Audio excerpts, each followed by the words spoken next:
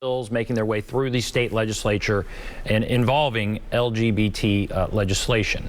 All right, Governor Woolley, a spokesperson for Governor Woolley, told the Tennessean, I believe, he said, you're worried about the impact on businesses, for one thing, that businesses will leave, as we've been discussing. That was brought up to this spokesperson. The spokesperson said businesses don't govern the state. The spokesperson said organizations have opportunities to weigh in on the legislative process, but ultimately Tennesseans, through their elected representatives, determine the law in our state.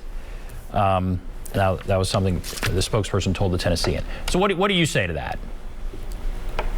Say it's BS, because these are Republicans that, bend over backwards to make sure business is represented and make sure there's a good business climate in Tennessee.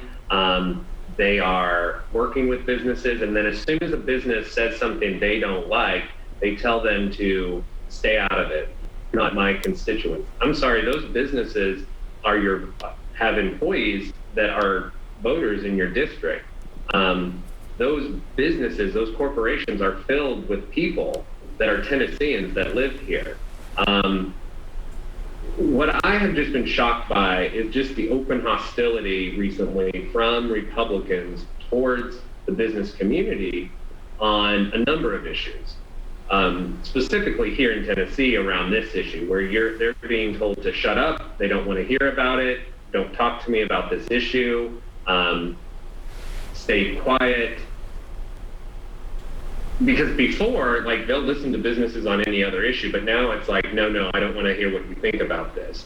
Then you saw the backlash towards businesses from on the national side with Georgia, where Major League Baseball pulled out of Georgia, and there's other, boycotts and economic impact to that state around the voting rights bill. And then you have, Mitch McConnell saying businesses should stay out of politics. That to me just was absurd to hear.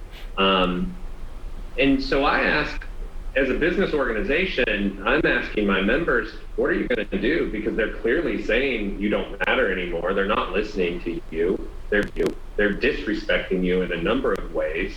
The level of disrespect this year towards businesses, when they come in and make a business case against discrimination to say, I have employees that don't want to live here. I have employees that have children these laws are going to affect, and I can't retain my employee. I can't attract my employee to come work for me.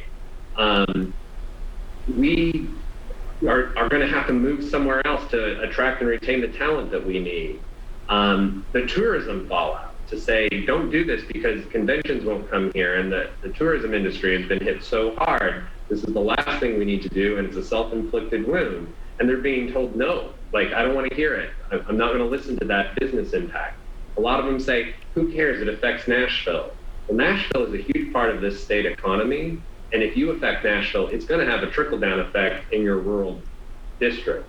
You also have people in your district that it does affect. You have corporations in your districts that are against this.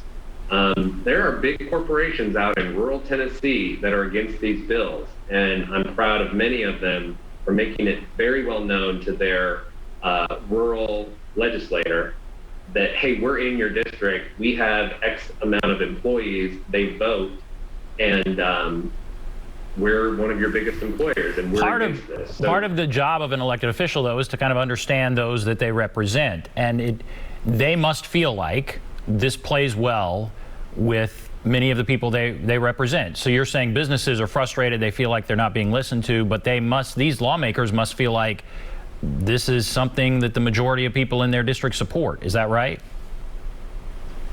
I would push back on a majority of people support. I think it is the majority of primary voters support bills like this in their districts.